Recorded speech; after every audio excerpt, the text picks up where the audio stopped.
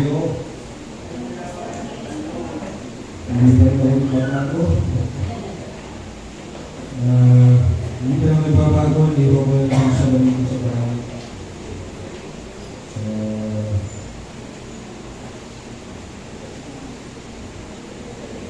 Pagkapasin yung pipipigit na mata mo, hindi na ito, hindi wala po ako dito sa akin.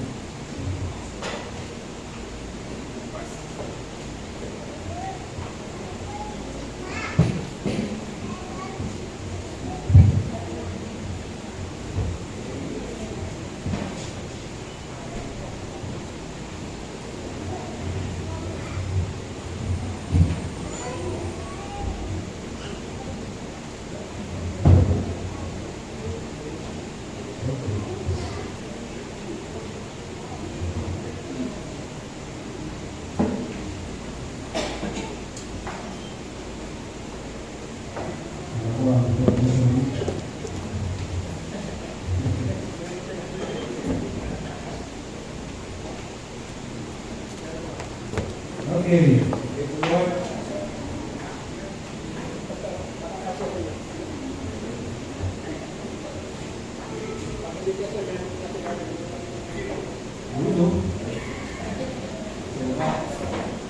Okay. So, first month of the year, second Sunday ng 52 Sundays ng taong 2025. So, marami sa atin, no? Of course, dito first Sunday worship service. Right? Ito sa atin ay 52 Sunday worship service. So, wala na kayo nangyayang ng linggo. And to some 10 times. So, 520 Sundays na kayo nangyayang. And to some, baka 10 dekada na. Doon na sumasamba sa Diyos sa araw po ng linggo. Ngayon, pakitanong mo yung katabi. Na-late ka ba?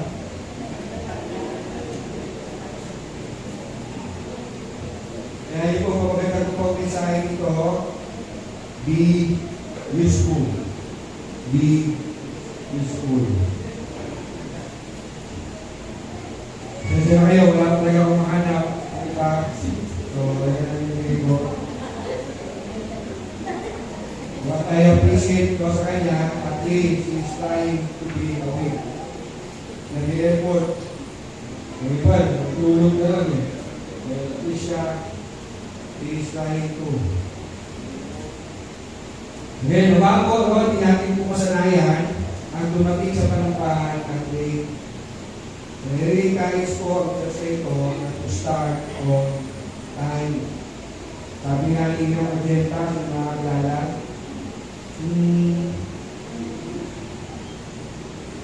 kasi po, mula po sa ikala ng 2 Timothy chapter 2, 20 to 21. Sa isang malaking bahay ay hindi lang may mga kasangkapang dito at tila kundi mayroon din namang kahoy at bawal at ang iba'y sa natatanging paggagamitan at itatagibay sa natatanging at ang iba'y sa natatanging paggagamitan at ang iba'y para sa karaniwan.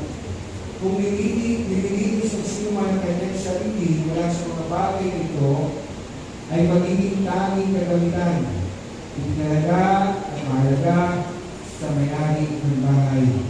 Handa sa lahat ng mabuting buhay. Kaya po ang Diyos sa pagkabasa po ng kanyang salita. Ang ating pong text ay mula po sa tinatawag sa pastoral, isa po sa pastoral letter, verse 2 Timothy, Titus. Ito po ay na-address sa pastor. Particularly, yung Pastor Timothy, na Paul charged Pastor Timothy na itong kanyang tinudo ay ituro din sa kanyang kapwa mga pastor. In chapter 2 ng chapter 2 verse 2, ito mababasa natin, ang mga narinig mo sa akin sa harap ng maraming saksi ay pagkatiwala muli sa mga tao may katapatan at may kakayahan magturo naman sa iba. In other words, sinasabi ni Paul kay Pastor Timothy, yung tinuro ko dito sa iyo, ituro ko rin sa kapwa mo mga pastor. Sa kapwa mo mga pastor. And here we can see yung dalawang pangunahing qualification na kinapsul sa tingin natin ni Paul sa dalawang mga salita. May katapatan at kakayahan. Katapatan at kakayahan. Para may tutuloy natin, two sides of the coin. Na dapat sa isa pong pastor, meron siyang katapatan. Ang the other side of the coin ay kakayahan. At yes, alay karoon natin, pastor natin yan, hindi naman po tayo mga pastor dito, hindi naman po kami mga pastor, ilan lang kayo mga pastor dito. Well, yes, but ito po ay applicable sa bawat mananampalataya na dapat maging tapat at dapat ginagamit ang kakayahan kung meron siya ng buong husay. You ask yourself, ipawag po ang music ministry. For how many years na kayong tumutugtog? And you say, I'm a better musician, better song leader, better singer, compared, let's say, 5 years ago. Dapat ang buhusay, i-develop ang ating kakayahan. Ganun din kami po mga pastor. Hindi yung kami nga, walang nagsisimula ng magaling. Pero walang gumagaling, sasanay. Hindi nagpapakahusay. So we also ask ourselves, lahat na kami nag-improve sa aming pagtuturo. Again, on two sides of the coin, dapat merong katapatan at merong kakayahan at ito'y kanyang pinagayaman. Yes, scary instruction para sa mga pastor, but again, regardless kung ano man ang ganap natin sa church, taglay natin dapat bilang bahagi ng iglesia ang katapatan at kakayahan o kahusayan.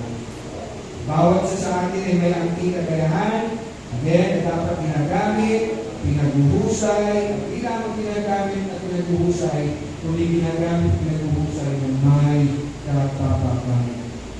Hindi po pag-isipat-sipat yan katabi mo, ginagamit mo rin kanyang kakayahan, at pinaguhusay mo niya ng matapat. Nagbigo po sa 30 puntos, the church, pangalawa po, the church member, pangatlo, the church master. The church member, the church master. Una po, the church. Yes, wala po tayong makabasang salitang church sa ating text o iglesia. But yes, ang tinutukoy dito sa verse 20, ay isang malaking bahay or in a great house ay ang church. The household, the family of believers ng Panginoong Diyos. Bear in mind, ito nga po ay pastoral letter at ang pastor ay ang pastor ng isang local church. May mga pastor na papakilala, pero pag inanong saan ang church, walang church, pero nagpapastoral. Eh, minsan ang ating ng business party ng mga pastoral sa munisipyo. Pero may mga nakita ko doon, wala ko mga church yan, pag nalipat ko yan. Wala pong pastor na walang pinagpapastoral. Si Timothy ay pastor ng isang local church sa Efeso, and it appears na siya ay overseer ng mga pastor sa churches sa Efeso. So, 1 Timothy chapter 3, verse 15, Unang Timoteo, kabanatang 3, bilang 15, basahin ko po sa ESV and then sa Tagalog. If I delay, you may know how one ought to behave in the household of God, which is the church of the living God, a pillar and buttress of the truth. Sa Tagalog, upang hindi man ako makarating agad, ay malaman mo kung ano ang dapat na maging ugali ng mga taong kabilang sa sambahayan ng Diyos na buhay, sa iglesia na haligi at sa ligan ng katotohanan.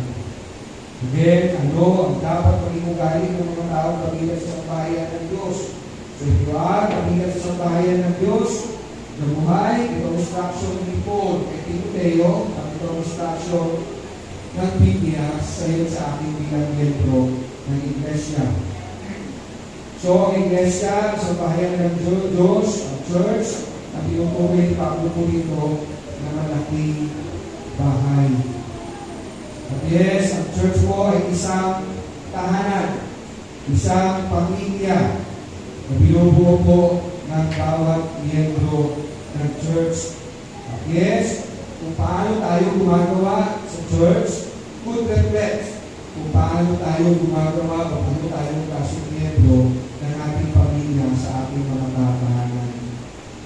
Kung tayo masipag sa pamilya natin, it can reflect sa loob ng ating church. It should be. Dapat lang. But yes, nakakalungkot, si nanay na namaleke, si nanay na nagluto, si nanay na naghain, si nanay pa ang nagtipid, si nanay pa ang naghugas.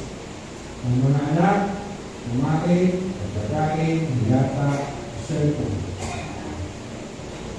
Sabi nga ito, ito sa'yo. At nakakalungkot, may mga anak entitled talaga, sasabihin pa sa magulang, pinasyon niya pa kayo kami. Magulang namin kayo anak lang kami. Okay, sasabihin, pinakain lang kami o pinakain mo kami tumulong. Okay, sabi nga ni Duterte, gusto.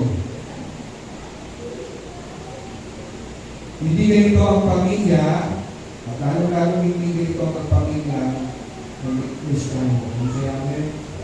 Ang local church, ang binubuo ng miyembro, ang may kanya-kanyang gampanin para sa kaayusan, kasiyahan at ginawaan ng pamilya para sa kanluran ng Diyos. Dahil ng wondering, Pastor, kabago-bago ng taon, ba't ito naman ang message mo? Well, I believe nyo, marami tayong mga pangarap, mga plano, mga ninanais, pero talagang huwag natin kalitahan, tuloy natin i-priority o number one sa list natin. And this year, I want to be more useful as a believer. Na ako ay higit pa maging kagamit sa Iglesia ng Panginoon. Malapit ko po sa pangalawang puntos, the church member. The church member. Verse 20, again, isang malaking bahay ay hindi lang may kasangkapang ginto at pila, kundi mayroon din namang kahoy at lawas at putik, at ang iba'y sa natatanging paggagamitan, at ang iba'y sa natatanging, at ang iba'y para sa karaniwan. So here si Paul, tinutunan po niya ang pastor ng church o mga narasalita ng Diyos sa kagamitan sa bahay na isang ginto o pila na kasangkapan. Pero, yun namang gawa sa kahoy at gawa at putik ay tinutukoy naman niya sa mga pastor na punaan na hindi matapat na nangangaral ng salita ng Diyos. Marahil ko rin ask, ito po talaga pastor tinutukoy ko ni Apostol Pablo na tinutukoy niya ang kagamitan ng gawa sa ginto at pila, kaya mga pastor na matapat, mahusay na pinapangaral ng salita ng Diyos, at ang kasangkapan na gawa sa kahoy at gawa o putik ay mga hindi matapat na nangangaral ng salita ng Diyos o pinipili sa salita ng Diyos. Well, yes it is. Ganito po sabi po niya sa verse 17 and 18. Sa 17 and 18, so text natin ay verse 20 to 21.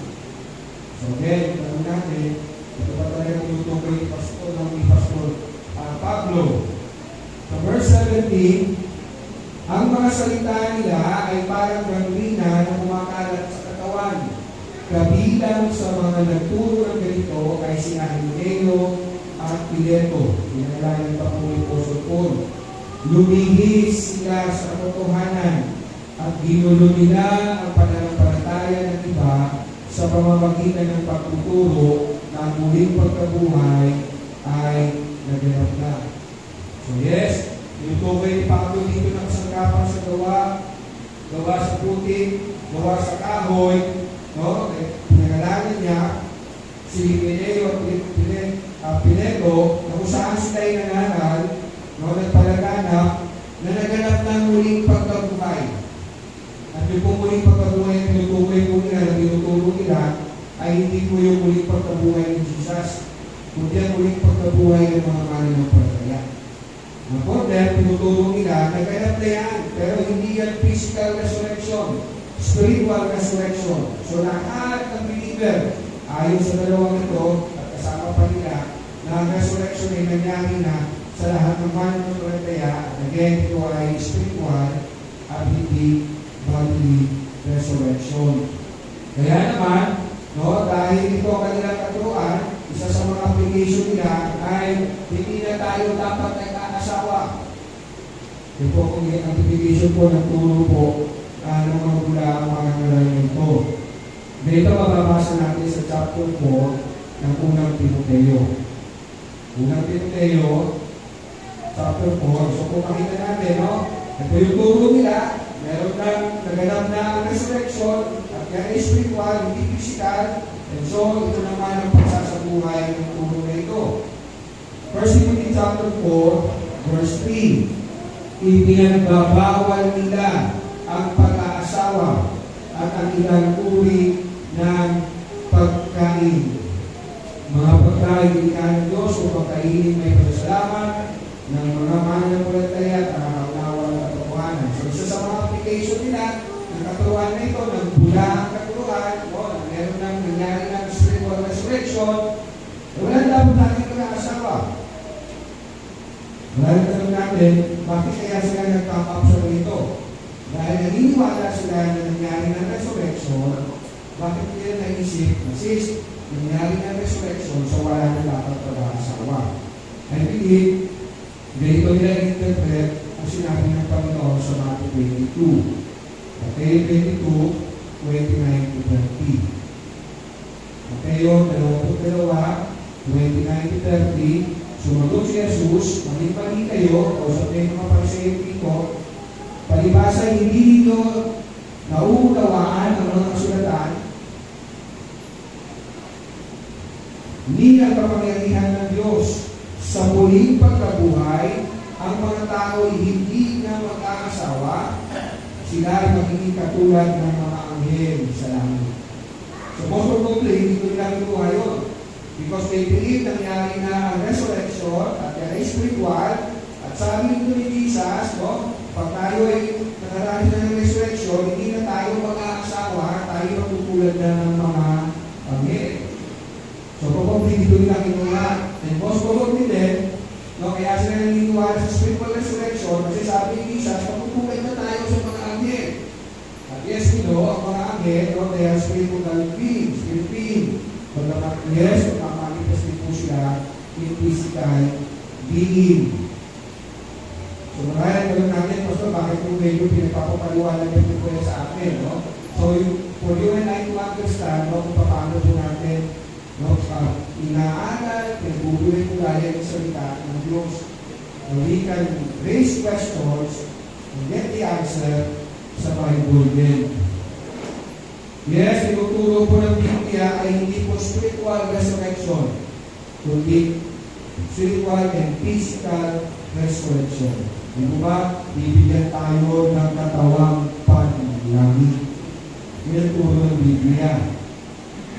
Pero ito po sila, Pileto, sila Hideo, tinuturo nila na walang physical resurrection, kundi spiritual resurrection lang na naganap na. We confess it sa ating Apostles' Creed. I believe in the Holy Spirit, the Holy Universal Church, the communion of saints, the resurrection of the body, and the life everlasting. Amen. Kaya ang ipasahin ko lang po, very quick na 1 Corinthians chapter 15, let's refresh our mind. And yes, we will be resurrected bodily, we will have physical body sa piling ng Diyos. At anong kaibahan ng physical body na ito? And we read 1 Corinthians chapter 15. Beginning verse 51. Isang iwala ang sinasabi ko sa inyo, hindi lahat tayo mamamatay, hindi lahat tayo babaguhin.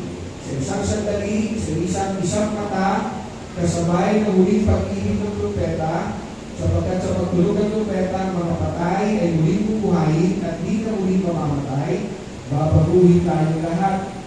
Ang ating katawang nabubulok ay mapapalitan ng hindi nabubulok. At ang katawang mamamatay ay mapapalitan ng katawang hindi na mamamatay. Kapag ang nabulok ay napalitan na ng hindi nabubulok at ang may kamatayan ay napalitan na ng walang kamatayan, magtutupad na ang sinabi sa kasulatan na lubig na ang kamatayan, lubos na ang kamatayan. Then, you will ask, why spend time para sa kanya, para sa bagay na ito? Ngayon upang makita natin, this is how we study the Bible.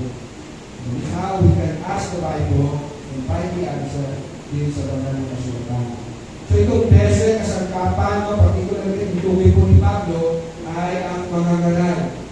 Sa kanya, ang matapat at may kakayahan o kasanayan ng mga ngaral ay katulad ng kasangkapang gawa sa ito at pita at pinamagbulaan ay gawa sa kahoy at tubig. And yes, this could happen within the local church. Na merong mga ngaral na nagawa sa binto at pina at mga ngaral na nagawa sa tubig at kahoy. And yes, within the denomination. Tignan niyo po, sabi po ni Pablo sa mga pastor o sa Efeso, in chapter 20 ng Book of Acts, beginning verse 28, nakakita na natin, nangyari nga ito, ito kanyang mga papigil, ito kanyang sinabi. Napakit niya niya dalawang tao si Pedro at Leo. Chapter 20, verse 28, hanggang 31, ingatan ninyo ang inyong sarili at ang buong kawan na inilagay ang Espiritu Santo sa inyong pangakasiwa. Pangalagaan ninyo ang Iglesia ng Diyos na kanyang tinubos sa pamamagitan ng kanyang anak.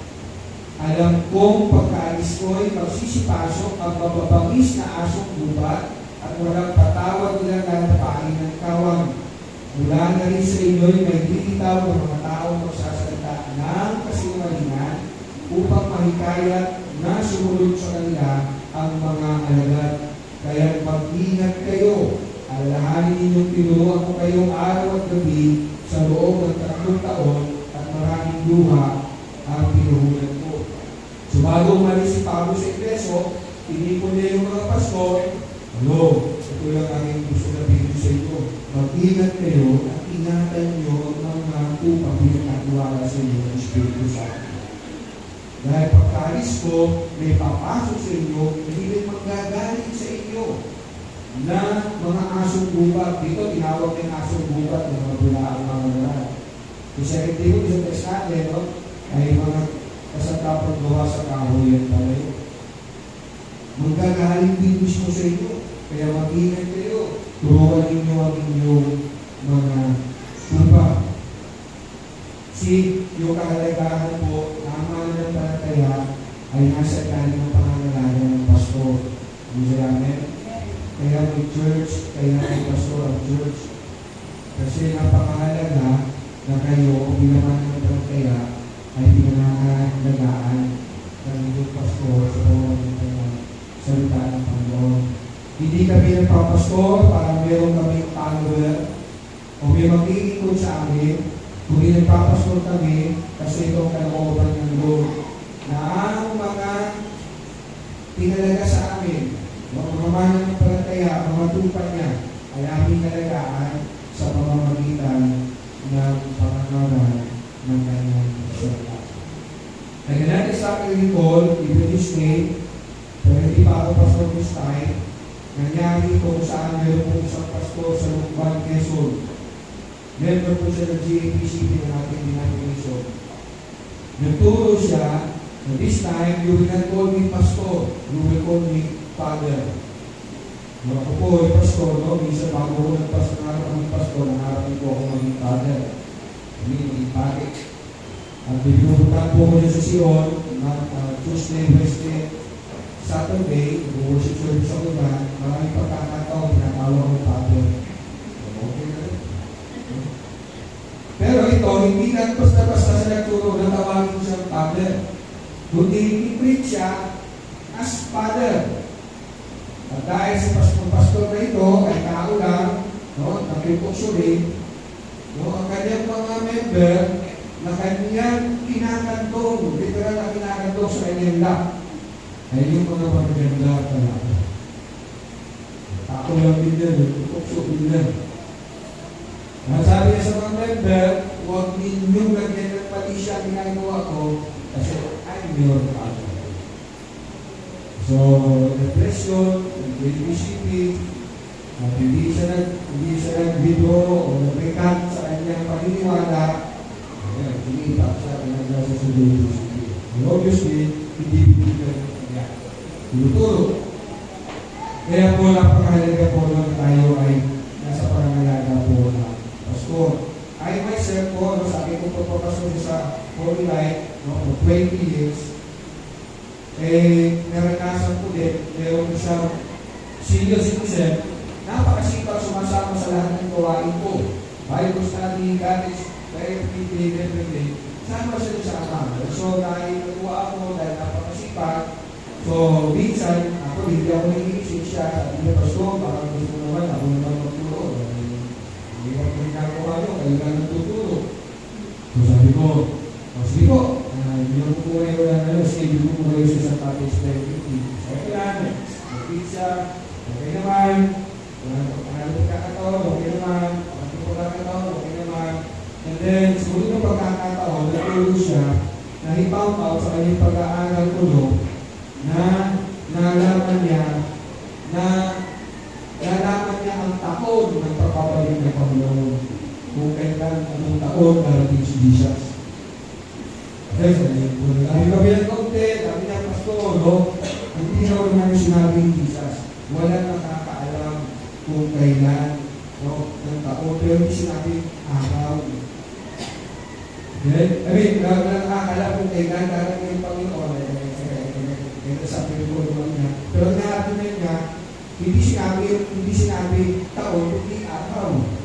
So, pwede malaman yung taon. So, sa pag-aaral niya, ginamit pa niya yung photo-taking, everything.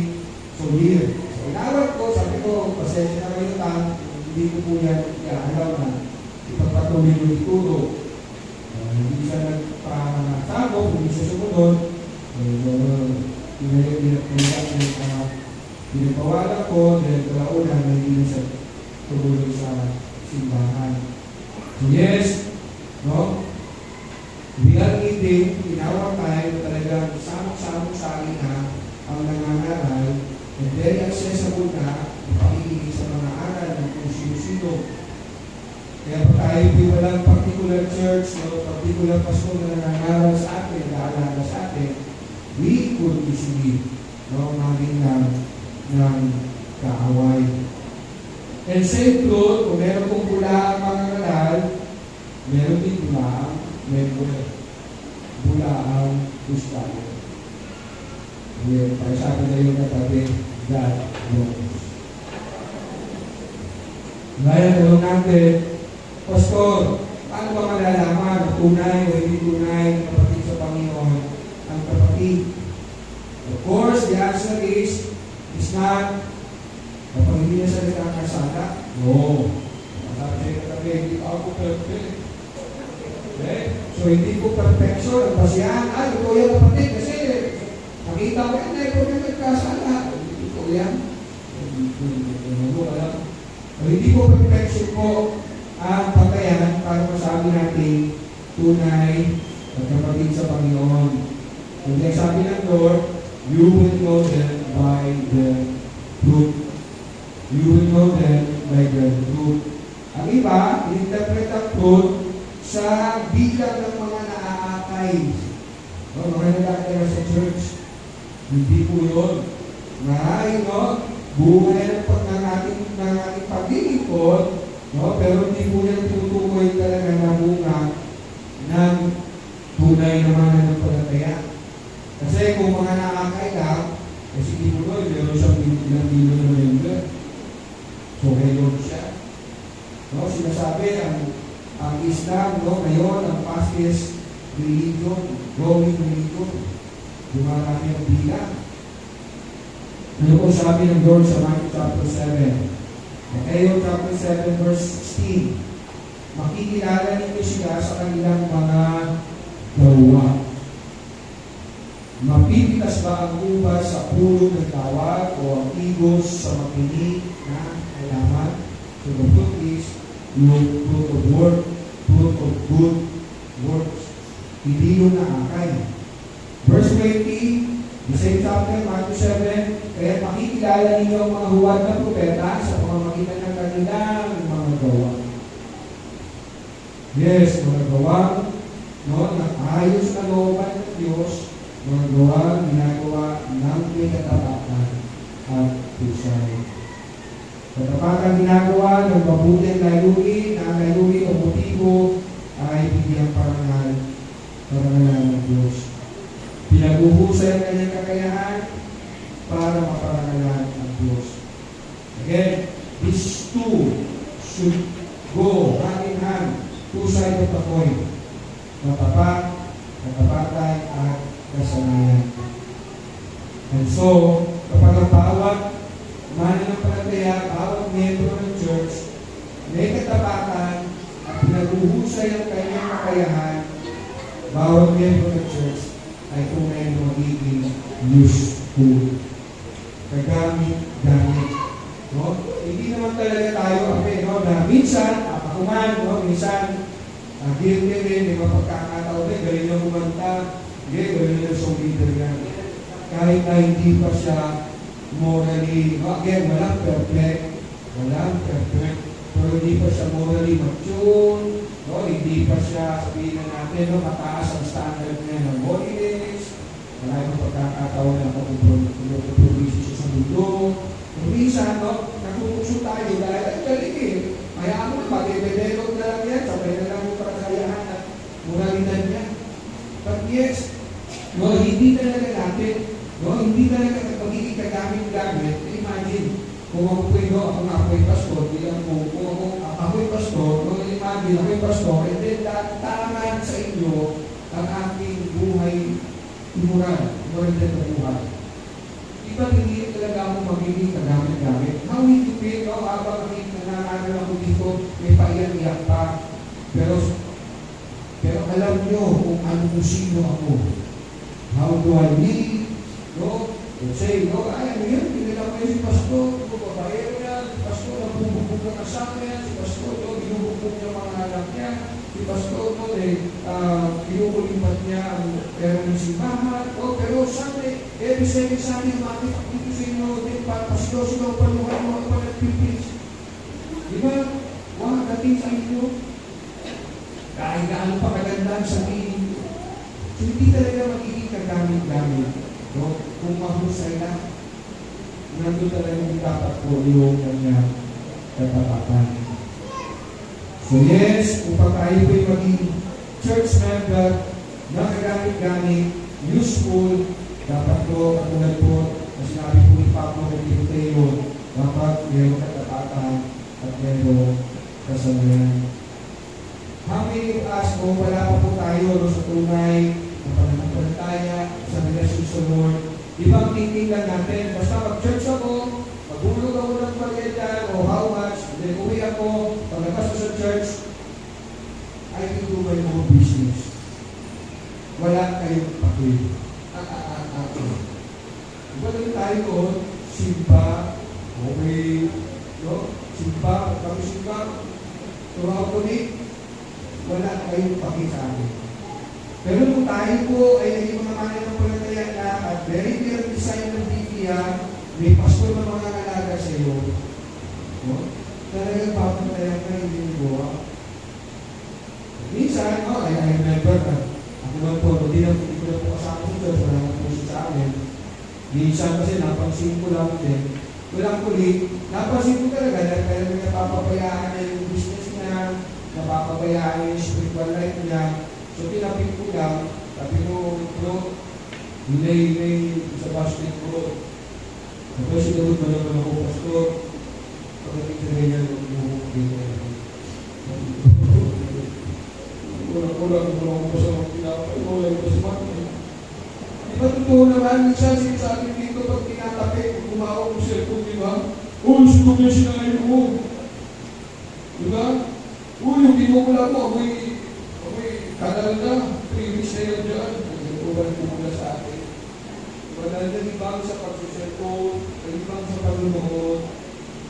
Dahil totoo po, kapag masaya tayo sa isang bagay, talaga nakakalimutan natin yung mga bagay. Hindi kayo magsusugal, hindi naman kumakain yan eh. Kaya yung upo ng maghapon, na parang na pagpapagyo, wala sa pakialam, kahit na susunod o whatever, basta may pagkaya, kaya hindi na. Masaya siya, nag-iibang.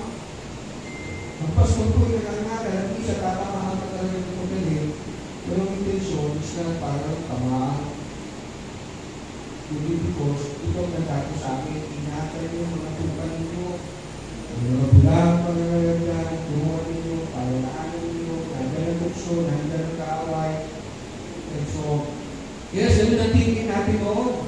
Pag nag-church ako, handa, walang pakialam ang pati dyan, walang pakialam yung pagkabi ko nag-church ako, buhay ko ito.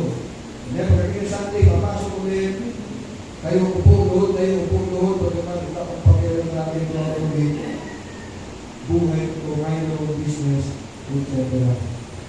Pero nung tayo, sinesira nila salita ng Diyos, no? Minsan naisip din na kakain natin ito, at pakanasabi rin natin sa kapwa natin, kung ganyan pakinig kay Pastor Robin, pag umugang yan, daan ka lang sa share, kanin ka sa bisita, no? Bibigyan ka ng truck, kahit ka libreng medical mission, ng isang araw, papaptize ka na yan, ng isang araw, bigay ka na ng tayo sa araw, mag-ipon ka sa church.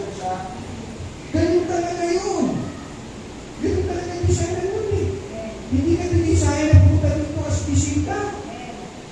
No? Sipag-sipag tayo ka doon. Bisita pa rin ba yan? 36 na. Pagod-taon na ka pala. 39 years na.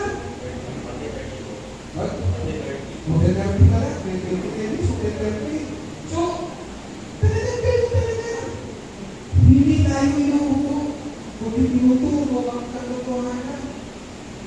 Ako kung Pasko, kung dito, naaalala ko, pag wala, pag hindi pa ako kistano, pag dito, nasa COVID lang ako eh. Tapos pag mainot, pag mahubog-hubog ka, patulog lang ako. Ayun, pupunta pa ako lang dyan, may bus natin pa. Akit pa ng bubog, yung bubungan namin, hindi namin nalilinis. Dito ko yung sa akit pa ako. Sabi na eh. Then sabi talaga ng Bible na tayo ay kasangkapan sa sambahayan ng Diyos. And if you want to be useful, at gusto mo ito kapag dito, gawa sa dito at pina, then, maging matapat at maging mahusay sa sambahayan ng Diyos. Pero gusto mo lang na gawa ka lang sa kahoy yan, okay, bata ka, nang alam po ka lang yan. Sabi nga sa mga kanal, walang libag sa church. Nalibag din siya may mga naglibag sa church. Ito po talaga ang pagkatawag sa Kristiyano. We are church workers. Ito siya, amen? Hindi po yung pastor na. Hindi po yung nanay lang. Ang may obligasyon sa loob ng kanyang pamilya. Hindi lang si tatay, kundi si tatay, si nanay, hanggang sa mga anak, may kanyang responsibility, kanyang ganap. I can see many families na talaga naman, si nanay na nagluto, si nanay na nagaling, si nanay na nagbikin, si nanay na nagbugas. Ang pag-ibig ng bata kaya. Tapos, hihingi pa ng bakot, paano nagtutulong, hindi pa ng bakot. Believers again are church workers. And yes, you and I, no, bilang mga church workers, ang tawag sa atin ng Bible ay disciple, kaya dapat tayo, kaya mayroong pasto na nangangalala sa atin para tuwa tayo sa tayo ng Diyos. At kung minsan tayo nasasaktan sa sinasabi ng pastor, kung yan ay palagay mo talagang totoo sa iyo at yan sa salita ng Diyos, ay ipapin ko. Because that's an expression of God's love sa bawat isa sa atin. Amen? And yes, ang disciple ay nag-grow, nag-mature through the teaching of the Word. Ang text natin ay mula po sa 2 Timothy chapter 2. Dito rin natin mababasa ang very popular verse sa 2 Timothy chapter 3. Ang lahat ng kasulatan ay pinasiyan ng Diyos, kapakipakinabang sa pagtuturo ng katotohanan, sa pagsaway sa kamalian, sa pagtutuwid sa likong gawain, at sa pagsasanay para sa matuwid na pamumuhay, upang ang lingkod ng Diyos ay maging ganap at handa sa lahat ng mabubuting gawain. You want and I know na maging handa sa mabubuting gawain? Hindi prinsipyo ng mundo papakinggan natin. Hindi mga music ng mundo papakinggan natin. Ang papakinggan natin is the preaching of the Word para tayo ay ihanda sa mabubuting gawain. And so sad, kung linggo na nga lang nakikinig, hindi pa nakikinig. Tapos buong tuwid, walang pinapakinggan. Para daw tayo masanay sa mabuting gawain, ang salita ng Diyos ang kailangan ituro.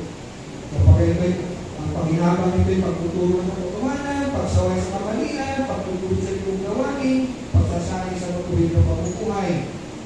Ngayon, upang lingkod ay maging ganap at handa sa lahat ng mabuting gawain.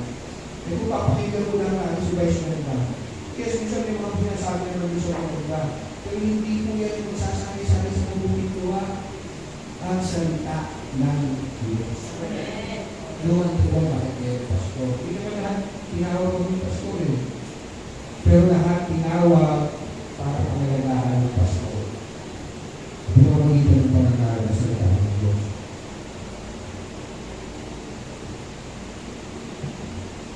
At yes, if you want and I to be useful as church member, ganyan po yung 2 Timothy chapter 2, verse 22. Kung ganyan patandaan, Ghost. Ghost chapter 2, verse 22. Yung 2 Timothy. Kung nakita niyo po, hindi ganyan sa dapat. Wala. Okay, basahin natin. Kaya nga, iwasan mo ang masasamang hilig ng kabataan, sa halip ay pagsikapan mong maging matuwid, tapat, mapagmahal at mapayapa, kasama ng mga taong may pusong malinis na tumatawag sa Panginoon. See, pati ang pagsasanay sa kabanalan, hindi, uwi ka, magsanay ka, hindi. Naisip mo yan, lumayo ka sa mga pagnanasa ng mga kabataan, lumayo ka sa pagnanasa ng mundo, is sumama ka sa mga kapaumanan ng palataya na ito ang nais na maging useful ako bilang mga palataya sa Diyos. Go with them, and so you will grow more. Pero kung kasama mo, mga Kristiyano, 1, 2, 3 lang ng Kristiyano, hindi. 1, 2, 3 lang ng 1, 2, 3. Samahan mo yung 1, 2, 3, 4, 5, 6, 7. Para 1, 2, 3, 4, 5, 6, 7 ka na. E paano yung year? Natagdag mo, gusto mo mag-grow, ayun ko yung 1, 2, 3, 4, 5, 6, 7. So we can grow. Pero kung sasamahan natin yung mga tao na mga professional leader, okay na ako sa mga ito. Kita ako ni Pastor, okay na yan. Masaya na yan, yung mga naman gusto niya, ulog ko yung next ko, okay na. Hindi na gusto natin. Dahil hindi na gusto ng Lord. Kung magka-text lang kayo, kung Gcash na padala nyo na lang, sayang pa yung palit yun. Masahe pa kayo. Hindi Gcash na lang. So, going mga kapatiran, na ganito ang pinanais. I want to be more useful.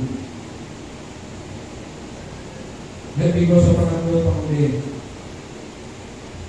Sa pangatlo sa amin. Pangatlo pa ulit, the church master. The church master. Verse 21. Kung nililinis ng sino man ang kanyang sarili mula sa mga bagay nito, ay magiging tanging kagamitan ipinilaga at mahalaga sa may-ari ng bahay. Sino ito? I want you to hear the salita ng Master. Sa ESV, it if a man cleanses himself from the latter, samahan ng mundo ito, he will be an instrument for a noble purposes, made holy, useful to the master, and prepared to do any good work. Of course, ito ang master ng church, sino ang head ng church, hindi ang pastor, hindi ang elder, hindi ang mga deacons, hindi ang sino ang chairman o chairman ng ministry, hindi ka even the least member ng church na ito. Kundi the master of the church ay walang iba kundi ang Panginoon Jesus. Amen? So, kapag nangyari si pastor, medyo nasaktan ka, punta ka kay master. Lord, ito talaga? Ito yun, sorry. Ito yun, hindi pastor. Kasi si pastor, hindi ka yung pastor namin dito. Kapaki ako sa kanya. No. The master of this church ay si Jesus. The head of the church. Kung gusto lang namin kayong bulahin, hindi siguro ng master namin. The master is kayo. Of course, the master namin, ano mo nasa sarili. Kung gusto lang namin kayo mag-please, para manatili kayo, magbigay kayo, maalala nyo kami, and then we will just do what you want to hear. Pero hindi eh. Ang master dito, si Jesus. And so we will obey. We will bow. Susunod tayo. Si Lord ang nag-design ng family. Ang tatay ang head ng church, ang family. Sa church, hindi si pastor ang head. Ang tawag kay pastor, pastor. Yung sila. Pastor. Hindi head. Nabasa natin kanina sa Efeso. And then we read 1 Peter chapter 5. Unang Pedro, nabasa natin kanina sa buong Acts chapter 20. Yung mga sinabi ni Pastor Paul sa mga pastor sa Efeso. 1 Peter chapter 5, beginning verse 1. Sa matatandang namumuno sa inyo, nananawagan ako bilang saripat at matandang pinuno ng iglesia na tulad ninyo, bilang saksi sa mga paghihirang ni Kristo, at sapagkat makakabahagi ako sa karangalan na lapit na ipahayag. Pangalagaan ninyo ang kawan ng Diyos na pinagkatiwala sa inyo. Gawin ninyo ito ng maluwag sa loob at hindi na pipilitan lamang. Iyan ang nais ng Diyos. Gampanan ninyo ang inyong tungkulin hindi dahil sa kabayaran, kundi dahil gusto ninyo makapaglingkod. Hindi bilang Panginoon, small letter P, ng inyong nasasakupan, kundi maging halimbawa kayo sa kawan. Napagparito ng pinunong pastor si Jesus ay tatanggap kayo ng maluwalhating kulungan ng pagkukupas. Amen. So yes, si Jesus ang master of the church, the head of this church, na dapat tayo pagkakasulit sa kanya. Kaya sa kanya tayo magsusulit. Yes, don't just look for kung anong responsibilities ng aming mga pastor. Tulitin din ninyo kung ano naman ang responsibility ninyo bilang leader ng church. Na ito'y gamitin ninyo, na ito'y gampanan ninyo ng may katapatan at gamit ang inyong kakayahan ng buong pusan. Dahil lahat tayo ay nasa ilalim ng church master, si Jesus. Amen? Minsan kasi, nagawa natin isang alipin ng pastor eh. Hindi nga siya ang head, huwag naman natin gawin alipin ng pastor. Eh, pagkili ko yung pastor, gawin ko yan. Ang nanay may responsibilidad, ang tatay mabigat ang responsibilidad, pero ang anak may responsibilidad din. Do your part. So as in the church, ito sa movie ito, the Ports, ay recommend o panoorin ninyo. Napakaganda. Next slide. The Ports. Yan. Ipanood ko yan sa Netflix. Kung meron ko yung Netflix, you can watch it. I recommend the video. for ministry. And then, find ways how you can apply sa inyong ministry sa church. Pero excited dyan, kung saan na itong lalaki na ito, yung kasal sa kabataan, yung nakatapat niya, sinuko niya na yung buhay niya, nakatapat niya yung tatay niya, no, na galit na galit siya sa tatay niya dito. And then, nung harap niya yung tatay niya, pinagbuhay niya yung tatay niya, nagdabog siya, nakita ng post niya, and then inawat siya ng post niya. Bakit? Ano nangyari? Tatay yun, galit na galit sa tatay yun. And then, pinag-ibig lahat kung ano yung panahon. Kaya sabi ang pinagawa ay, bakit mo patatawahin siya? Bakit mo gagawin? No? Kasi tayo ang pinag-awat ng Diyos. Kaya dapat tayo magpatawad.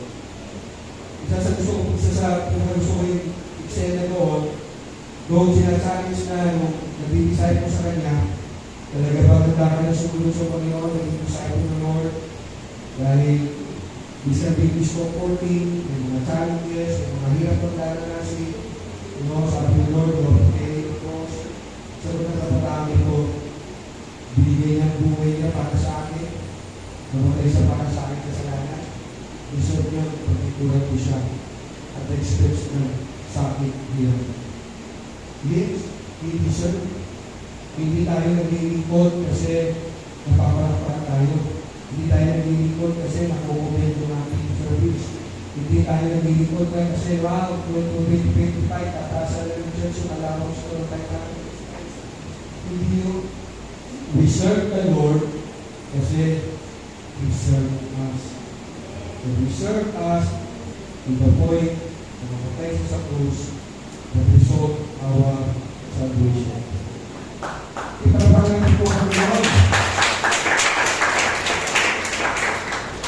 Panginoon mo rin siya. So imagine, if each every one of us, from your pastor down to the rest of this member of the church leader, I want to use yung kakayahan na meron ako ng buong sa buong kapatid.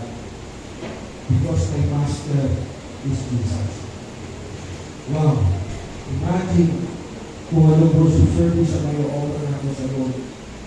Imagine kung anong mga gawain meron tayong may offer sa Lord.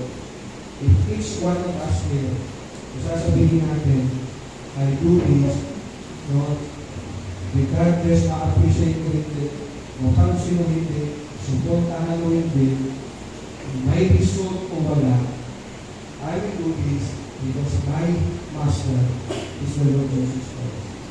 Wow, makikita kayo sa ulo. Doing the best we can do for the gospel of this church. And yes, in this 2025, dalangin ko, let us be more useful as member of this church. Panginoon, muli, salamat po. Salamat, Lord. Opo, Panginoon, marami po kami mga responsibilities, mga ganap sa buhay. Ngunit Lord, hindi nyo kami inahin mga anak, hindi nyo kami pinabilang sa iyong pamilya, sa iyong iglesia.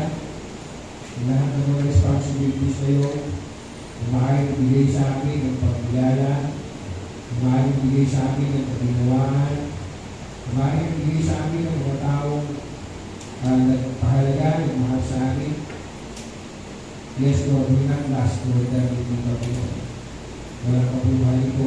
Sabi mo nga sa iyong salita, ito'y maraming basahan lamang sa iyong harapan, Panginoon. Kaya salamat, Lord. Binigkas mo kami.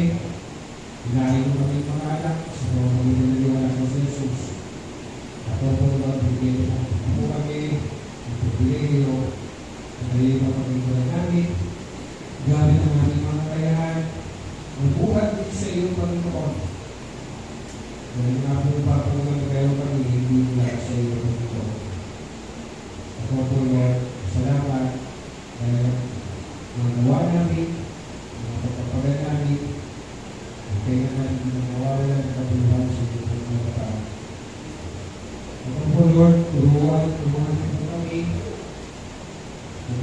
mahusay ang buong katapatan namin nagamit ang mga kailangan meron kami sa isang nangaring Panginoon, ibigay lugod ang Master of this Church, ang lamang ako namin Panginoon Jesus. Ibigay ka rin yung tawag sa mga pagkakataon, Lord, na susunod namin namin mga sarili. Salamat. Salamat tayo ng pagmamahal. Salamat. Salamat tayo, Panginoon, ang magbiyaya sa amin. Salamat tayo ng katapatan sa amin, Panginoon. Kaya namin yung kami pinapakitahanan. Ako po, Lord, ang mga pamalihan namin ng hapon, ang iyong ganti sa bawat umaga, ay sa iyong katapatan, Panginoon. Oo, Lord, salamat. Salamat, Lord.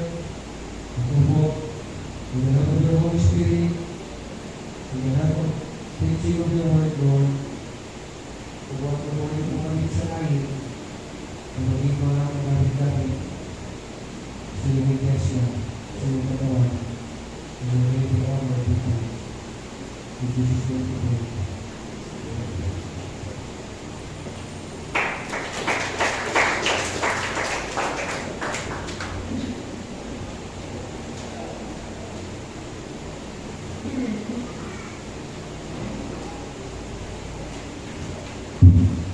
Maraming salamat po sa pagkakahagi ng mensahe na napakaganda na ibahagi natin tungkol sa araw na ito.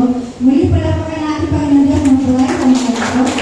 Ngayon po ay gagawin sa ating pagkakaloob. Pinatawagan ko po si Bishop Ikaw na Manala para sa mga pagkakala natin.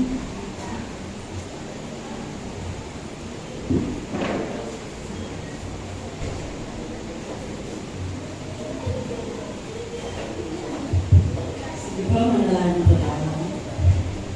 Pagkakilang naman, nagpapasalamat namin sa araw na ito. Muli makikita na ako sa lugar na ito upang tatagputin at pasalamatan ka sa lahat ng mga pagpapala na aming tinatanggap sa araw-araw. Nagpapasalamat kami sa pagkakilang ng Dina, nagbibigay sa lahat ng aming mga pangangailangan. Maraming salamat po na. At narito naman po ang aming mga kaloob. Kailangan po namin na baskasan niyo po ito upang magamit dito sa bahay sambahan. Upang magdala ng may pasasalamat sa tanging pangalan ng aming Panginoon Jesus. Namin po po na salamat po. Amen.